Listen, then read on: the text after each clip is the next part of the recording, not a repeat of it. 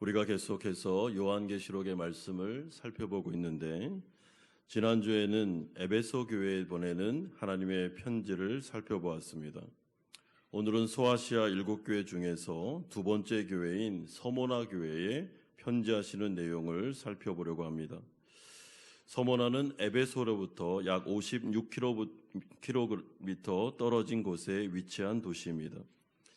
서모나 교회는 극심한 로마 황제의 숭배와 우상 숭배로 인하여 에베소 교회와 같이 핍박과 환란이 매우 많았던 교회였습니다. 그 결과 순교자까지 나올 정도였습니다. 이에 대해서 주님은 이들을 향하여 위로의 말씀을 전달하기 위해서 편지를 보내십니다. 특별히 서모나 교회는 책망은 없고 칭찬만 있다는 점에서 하나님께서 이 교회를 얼마나 사랑하셨는지 우리는 알 수 있습니다. 여러분, 이처럼 신앙을 지키고 많은 고난과 어려움 가운데서도 믿음을 지키는 그 노력을 하는 교회나 성도들은 그 자체로 하나님을 영화롭게 하는 곳입니다. 마치 욥과 같이 의로운 고난을 당하는 자들은 하나님의 눈동자처럼 그들을 반드시 지키고 보호해 주겠다고 말씀합니다. 그러니 얼마나 하나님께서 이 서모나 교회 목회자들과 교인들을 사랑하셨는지 위로와 격려의 말씀으로 오늘 이 편지는 가득 채워져 있습니다. 우리가 오늘 첫 번째로 살펴보고 싶은 주제는 서모나 교회를 향한 편지의 발신자가 누군가 8절에 기록되어 있습니다.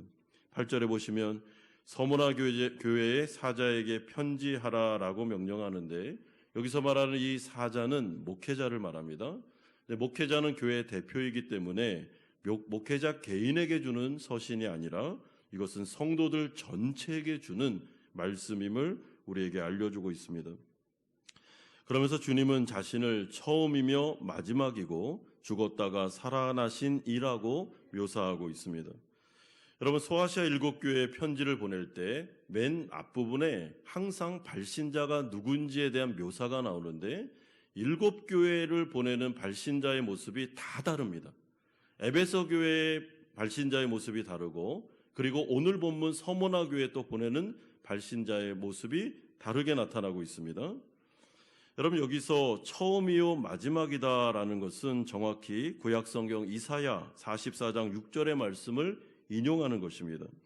이스라엘의 왕인 여호와, 이스라엘의 구원자인 만군의 여호와가 이같이 말하노라. 나는 처음이요 나는 마지막이라. 나 외에 다른 신이 없느니라. 여러분, 그렇기 때문에 여기에서 처음이요 마지막이다라는 것은 인류 역사를 시작하신 분도, 그리고 인류 역사를 끝내는 분도 하나님이심을 우리에게 말씀하는 내용입니다. 그러므로 이 말씀은 교회나 성도들에게 그대로 적용할 수 있습니다. 여러분, 이 땅에 존재하는 모든 하나님의 교회는 시작도 하나님께서 하시고 마지막도 하나님께서 주관하십니다. 여러분, 성도들도 마찬가지입니다. 성도들이 회심하는 것도 하나님께서 주관하시고, 또한 그를 인도하고 보호하여 영광된 나라로 데려가시는 분도 하나님이십니다.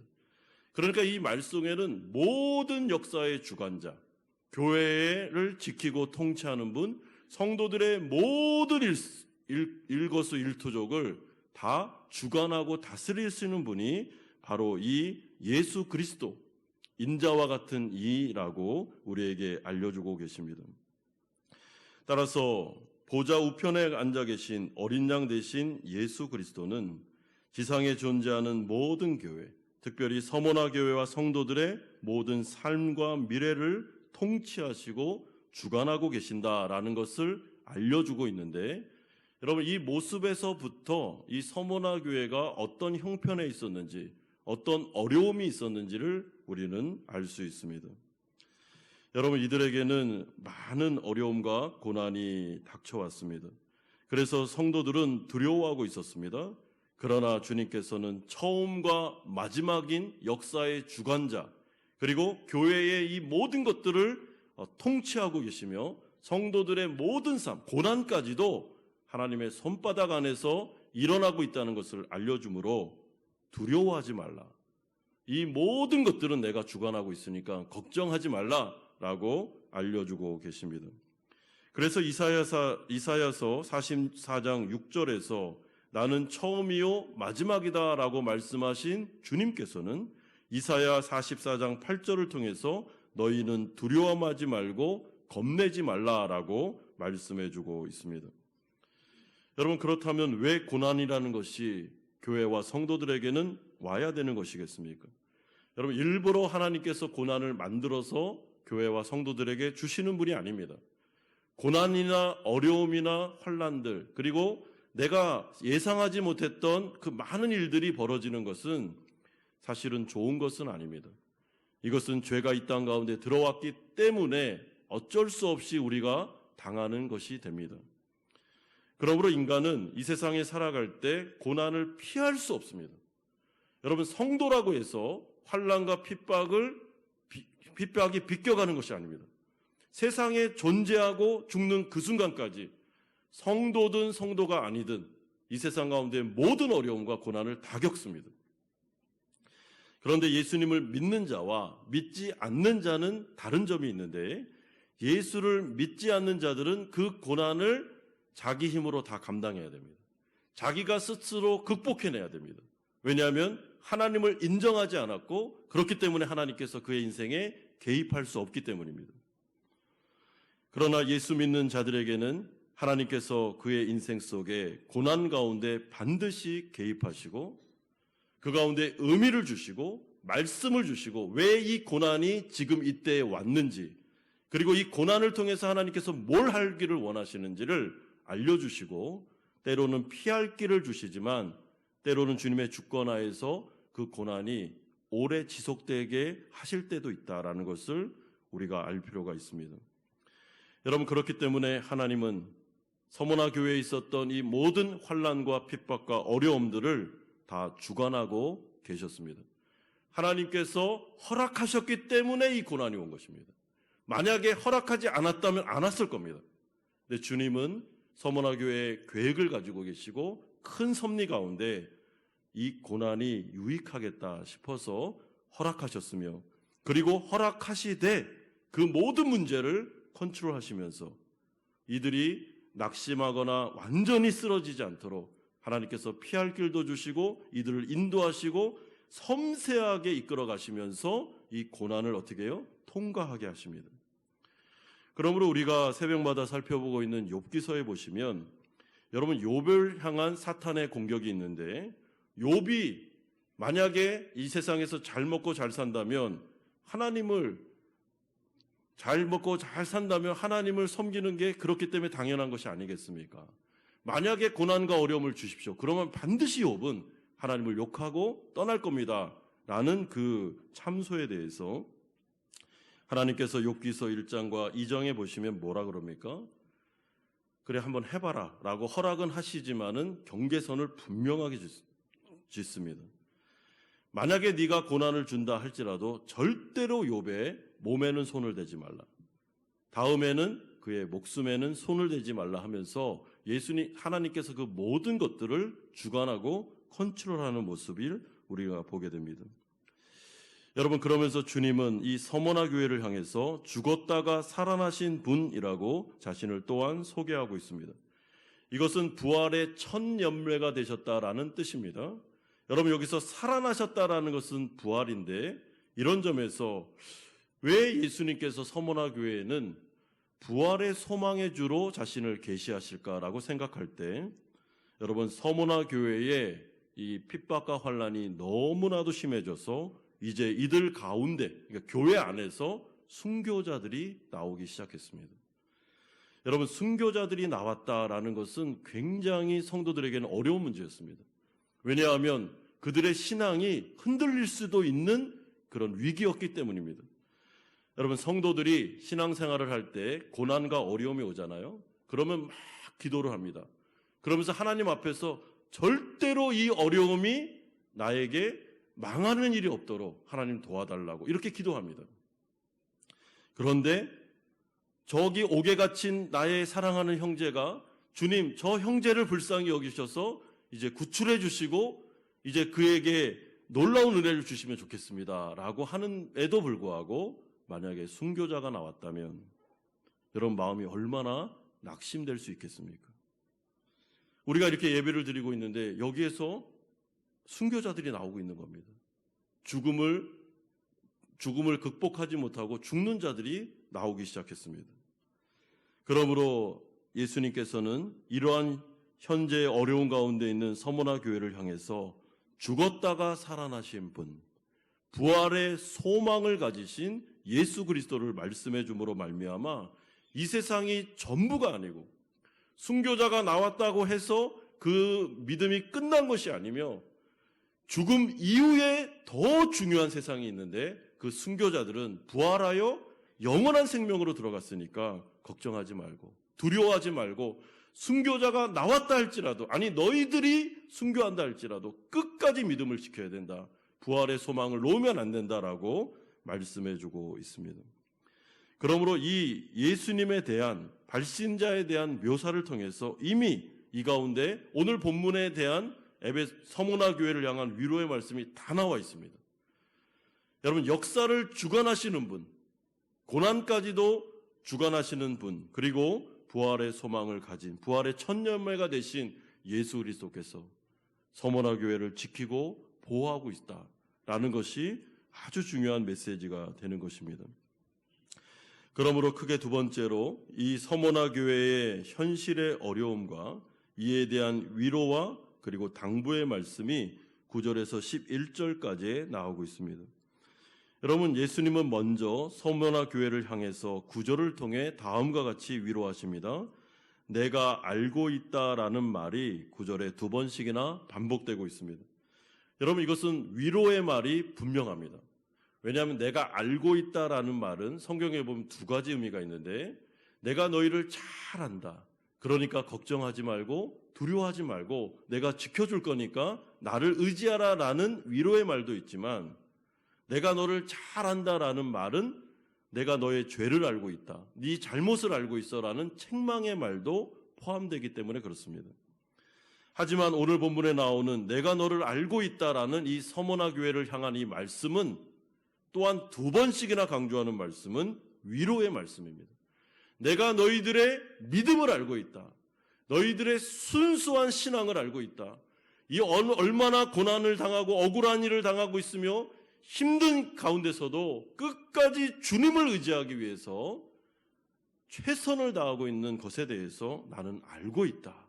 모르지 않는다라고 말씀해주고 있습니다. 여러분 성도들이 고난과 어려움을 당할 때 가장 큰 어려움이 두 가지가 있습니다. 물론 그 어려움 자체도 어렵습니다. 그런데 우리의 마음속에서부터 자꾸만 불안한 마음이 드는 것입니다. 주님이 모르면 어떡하지? 내가 실수한 건 아닐까? 이 부분에 대해서 하나님이 나를 안 좋아하면 어떡하지? 라는 의심의 마음이 자꾸만 듭니다. 그런데 그 마음도 어려운데 우리의 대적인 사탄이 옆에서 계속 참소를 합니다. 하나님은 너를 모르고 있으며 네가 이렇게 고난을 당하는 것은 너 죄 때문이고 그래서 네가 분명히 이 고난 때문에 망할 거야. 하나님은 너를 돌봐주지 않을 거야 라는 그런 참소의 말을 계속해서 합니다. 여러분 우리가 욥기서를 보면 똑같은 내용이 나오잖아요. 욥이 의로운 고난을 당할 때 그 고난 자체도 너무 힘겨운데 너무너무 힘든데 그래서 마음속에서부터 계속해서 갈등이 일어나면서 불안한 마음이 들고 의심이 들면서 하나님이 나를 잊어버린 거 아닐까? 하나님이 나를 도와주지 않으면 어떻게? 라는 그런 불안하고 두려운 마음이 계속 드는데 여러분 그 옆에서 세 명의 친구들이 뭐라 그럽니까? 계속 참소하면서 네 죄 때문에 이런 일이 일어난 거야 하면서 몇 번씩이나 그 믿음을 흔들어 놓는 일들이 나타나고 있지 않습니까? 그렇기 때문에 서머나 교회 성도들도 순교자들까지 나오는 이 위기 가운데 그들의 마음이 흔들리고 있었고 하나님을 향한 믿음이 불안한 마음으로 변화되고 있었으며 그 가운데 사탄 마귀가 계속해서 공격하면서 이들의 믿음을 흔들러 놓고 있기 때문에 주님께서는 뭐라 그럽니까? 9절을 통해 내가 너희들을 알고 있다. 나는 모르지 않는다. 나는 분명히 알고 있으며 모든 것을 보고 있다. 이 모든 것들을 주관하는 자는 나다. 라고 강력하게 선포하고 계십니다. 사랑하는 성도 여러분, 그러므로 우리가 이 말씀을 우리 교회와 나 자신에게 적용하셔야 됩니다. 여러분, 나는 성도로서 이 어려운 길을 혼자 겪고 있는 게 아닙니다.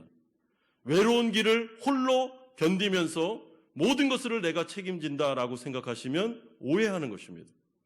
주님이 우리와 함께 하십니다. 여러분, 주님은 우리의 모든 것을 다 알고 계십니다. 머리털 하나까지 다 세시는 분이십니다. 굉장히 섬세하게 알고 있습니다. 내 마음속에 일어나는 불안까지도 알고 계십니다. 마음에 있는 의심까지도 알고 계십니다. 내가 낙심해서 주저앉고 무너지고 더 이상 못하겠다, 견딜 수 없다라고 하는 그 마음에, 그 누군가에게 말하지 않았던 그 마음속에 일어나는 부분까지도 주님은 다 감찰하고 계십니다. 여러분, 그러므로 하나님은 우리를 사랑하십니다. 우리가 죄 많은 인생을 살고 있을 때, 반역자일 때부터 주님은 우리를 사랑하기로 결정하셨습니다. 예수 그리스도를 이 땅 가운데 보내셔서 고난당하게 하시고 십자가에 죽게 하심으로 오직 은혜로 우리를 구원하셨습니다. 구원한 다음에 성도들은 예수님과 연합된 영생을 누리게 됩니다. 여러분, 영생이라는 것은 주님과 동행하는 인생을 말합니다. 주님과 절대로 떨어질 수 없습니다. 우리 가운데 고난이 오고 어려움이 올 때는 주님이 더욱더 가까이 오십니다. 완전한 밀착으로 연합 가운데로 들어오십니다.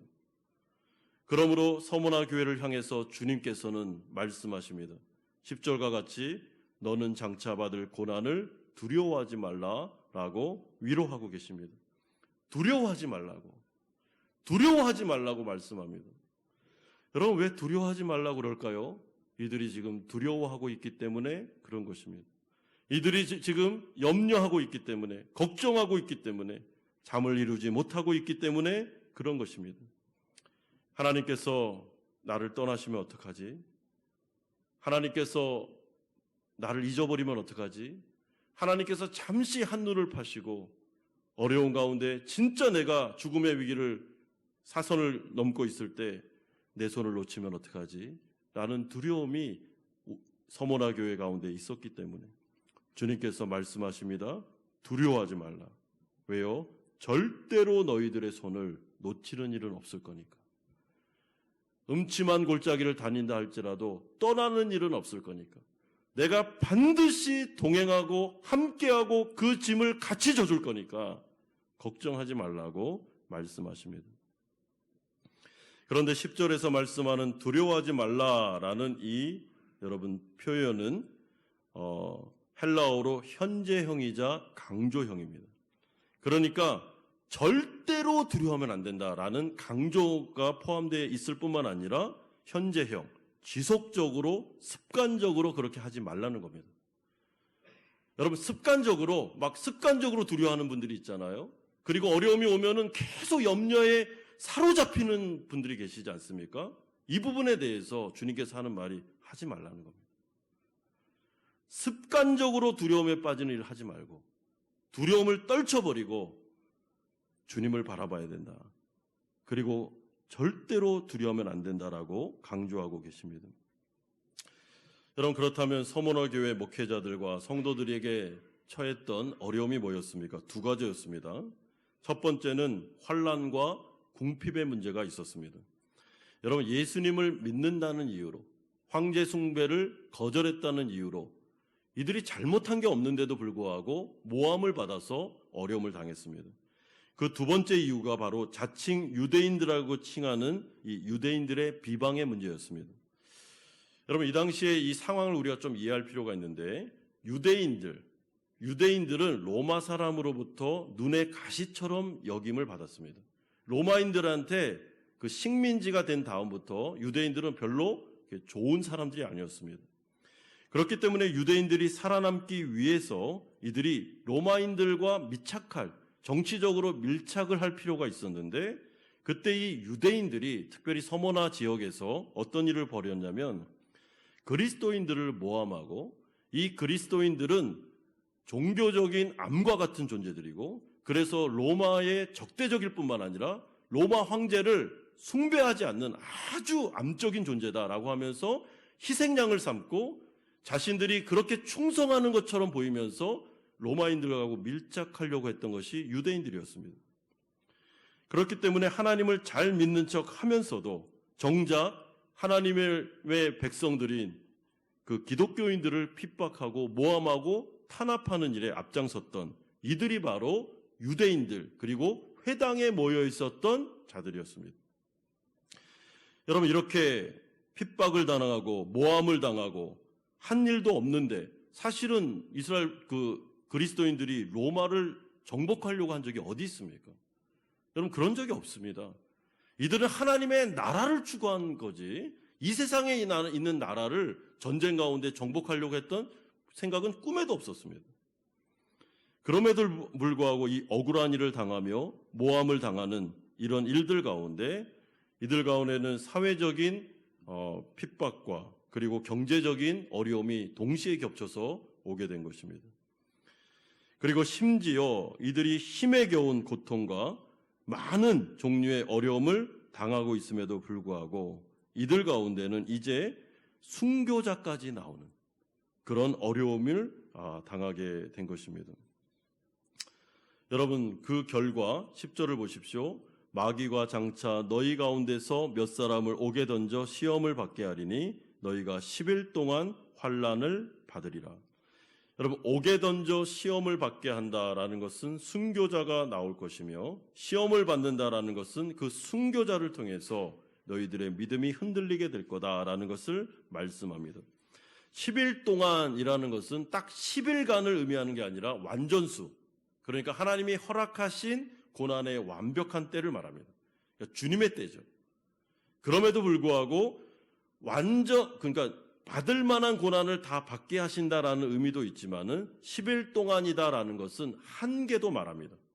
그러니까 11일, 12일은 오지 않습니다. 10일이면 딱 끝납니다. 그러니까 주님께서 이 말씀을 통해서 서머나 교회에게 권면의 말도 주고 위로의 말도 주는 것이 이것입니다.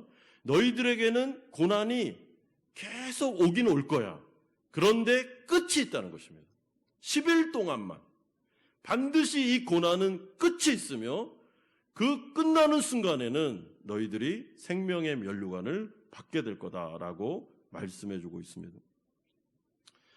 여러분, 그렇기 때문에 서모나 교회를 향해서 주님이 내가 이 고난과 환난과 핍박 자체를 없애주겠다라고 말씀하지는 않습니다. 그럼에도 불구하고 이 고난을 주관하고 있고 이 고난에는 끝이 있으며 끝까지 견디는 자에게는 생명의 면류관을 줄 것이니까 어떻게 하라는 겁니까? 10절의 하반절의 말씀처럼 네가 죽도록 충성해야 된다. 여러분, 이 말은 쉽게 번역하면 신앙을 절대로 포기하면 안 된다. 다른 거는 몰라도 믿음은 지켜야 된다. 죽는 한이 있어도 신앙을 포기하면 안 된다라는 그 말이, 명령이 포함되어 있습니다. 여러분, 고난과 어려움이 왔을 때 성도들이 내 힘으로 이 고난과 어려움을 이겨내야지, 극복해 봐야지 라는 마음을 먹을 수 있는데, 그것보다 더 우선되는 게 있습니다. 그게 뭐냐면 상황과 환경을 바라보기 전에 우리의 믿음을 지켜야 됩니다. 내가 이 어려움 속에서도 하나님을 신뢰하는 부분에 있어서 하나님이 선하시고 하나님은 인자하시며 나의 인생을 주관하고 있기 때문에 반드시 이 고난을 통해서도 하나님이 나를 정금과 같이 빚어갈 거야. 그리고 하나님의 뜻을 이룰 거다라는 그 믿음을 놓치지 않기 위해서 몸부림을 치셔야 됩니다. 여러분, 상황이 해결되는 것은 두 번째 문제입니다. 상황이 해결되고 안 되는 것은 하나님이 하십니다. 그건 하나님께 맡기고 내가 성령을 의지해서 내가 해야 될 부분은 내 마음속에 신앙과 믿음을 끝까지 포기하지 않고 지키는 것, 충성을 다하는 것. 죽는 근환이 있다 할지라도 내 이 어려움이 어떻게 전개된지는 모르겠지만 뭐 어떻게 전개되든지 간에 하나님을 향한 믿음, 하나님을 향한 신앙은 변함이 없을 거다. 여러분, 이 굳건한 믿음을 가지고 가야 이 고난을 이겨낼 수 있는 것입니다. 여기서 생명의 관을 주겠다라는 것은 그들이 영원한 하나님의 나라로 영생을 누리게 되겠다라는 말씀도 있지만 승리의 관, 그러니까 이 지상에서도 승리할 수 있는, 하나님이 고난을 통과하게 만드는 승리의 결과물도 주실 수 있다는 것을 우리에게 알려주고 계십니다. 여러분, 그렇기 때문에 고난과 어려움이 왔을 때, 환난과 핍박이 왔을 때 성도들은 다른 건 몰라도 마음속에 우선순위를 정확하게 세우셔야 됩니다. 여러분, 하나님만을 바라봐야 됩니다. 우리가 고난이 왔을 때는 뭐 이것저것 막 분주하게 생각하면 안 됩니다. 굉장히 삶을 단순하게 처리하고 오직 하나님을 바라보고 하나님께 우선순위를 두고 그분에게 맡기고 그분을 향한 믿음을 똑바로 세우셔야 됩니다. 여러분, 예배를 사수하셔야 됩니다.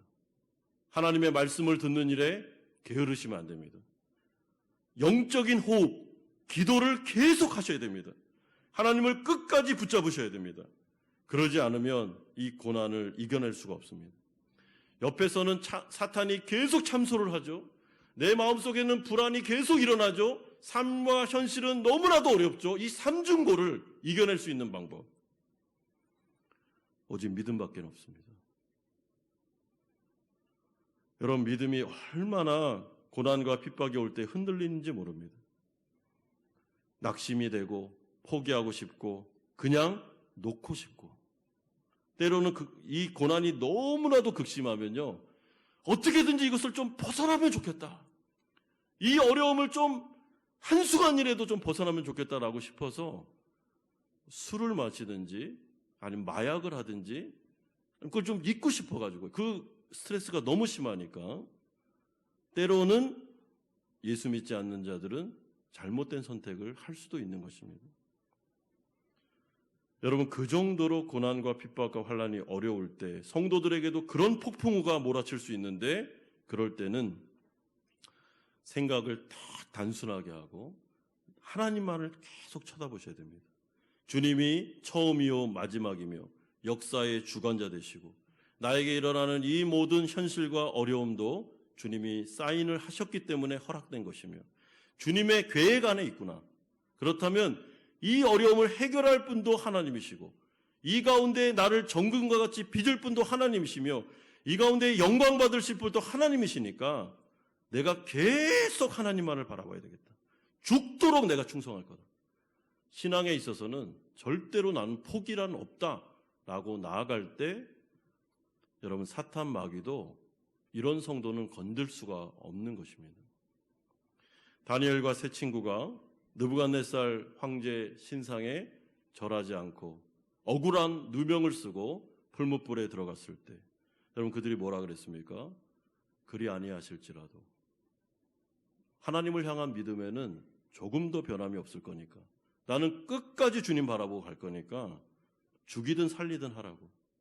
그럼 그럴 때 하나님께서 그 신앙 가운데 역사하시고 풀무불 가운데 함께 하셔서 피할 길을 주시며 그들에게 구원의 역사를 베풀어 주셨습니다. 이게 바로 생명의 면류관인 것이죠.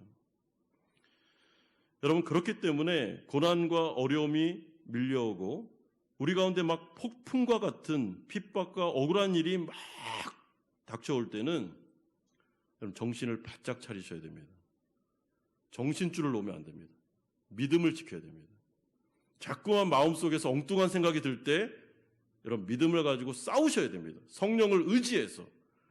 시편의 기자가 했던 것처럼 네가 왜 낙심하느냐, 왜 낙심이라는 게 성도의 사전에 있느냐, 낙심할 이유가 뭐가 있느냐라고 하면서 성령을 의지해서 마음을 다스려야 됩니다.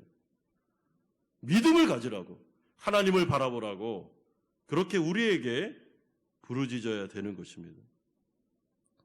사랑하는 성도 여러분, 서머나 교회를 향해서 주님께서 주신 말씀은 끝까지 죽음을 각오하고 충성하라고 말씀해주고 있습니다. 하나님은 살아계시기 때문에, 이 모든 것을 알고 계시기 때문에, 역사를 주관하고 계시기 때문에 여러분, 이 모든 상황이 로마에 있는 권력자들에 의해서 이루어지는 것이 아니고 그 위에 계시는 하나님께서, 부활의 소망을 가진 그분께서 모든 것을 다 주관하고 계시기 때문에 걱정하지 말고 두려워하지 말고 끝까지 하나님을 바라보면서 주님에 대한 믿음을 포기하지 않고 한번 이 길을 걸어보라고 말씀해주고 있습니다.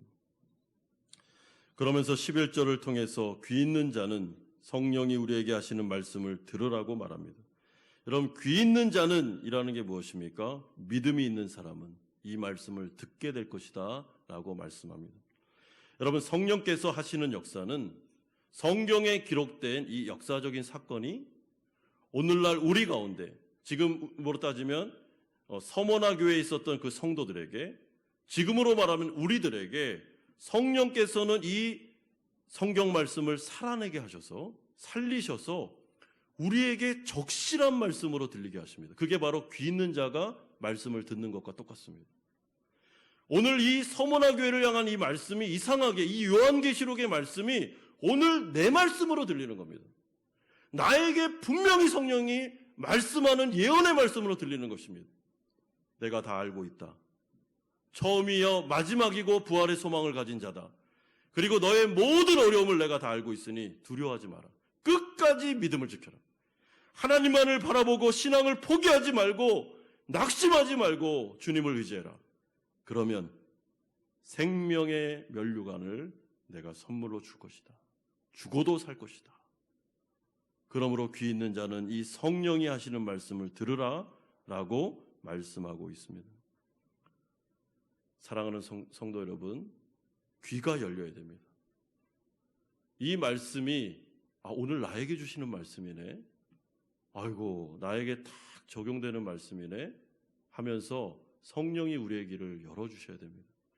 그리고 이 말씀이 2000년 전에 있었던 어떤 1세기에 있는 서문화 교회에 주신 말씀이 아니라 이 말씀이 지금 나에게 위로하시고 권면하시며 나의 신앙을 붙잡아주는 말씀이구나 라고 나의 말씀으로 믿음으로 아멘할 때, 여러분, 그 다음부터는 이제 위로의 말씀을 주신 하나님이 일하셔야 됩니다. 여러분, 하나님이 약속을 주고 본인이 일을 안 하신다? 그거는 신실하지 않죠. 신실하지 않은 것입니다. 우리가 아까 찬양팀과 함께 찬양했던 것처럼 우리 하나님은 신실하신 하나님이십니다. 말씀하셨다면 일하십니다. 자신이 하신 약속이 공수표로 돌아가게 하지 않습니다.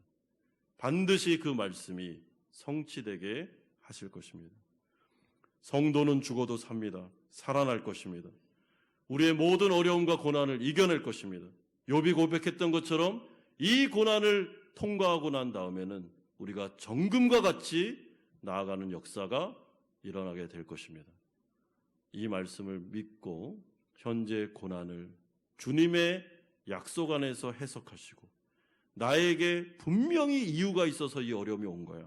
그리고 이 일을 통해서 하나님을 더욱더 체험하게 하실 거야. 내 믿음을 정금과 같이 하실 거야. 그리고 하나님의 기적을 경험하게 하실 거야. 끝내는 우리가 승리자가 되어 생명의 관을 쓰게 될 거야 라는 소망을 가지고 오늘 이 밤에 기도로 들어가 기도 가운데 은혜 받고 체험이 있는 시간이 되시기를 주 예수 그리스도의 이름으로 축원드립니다.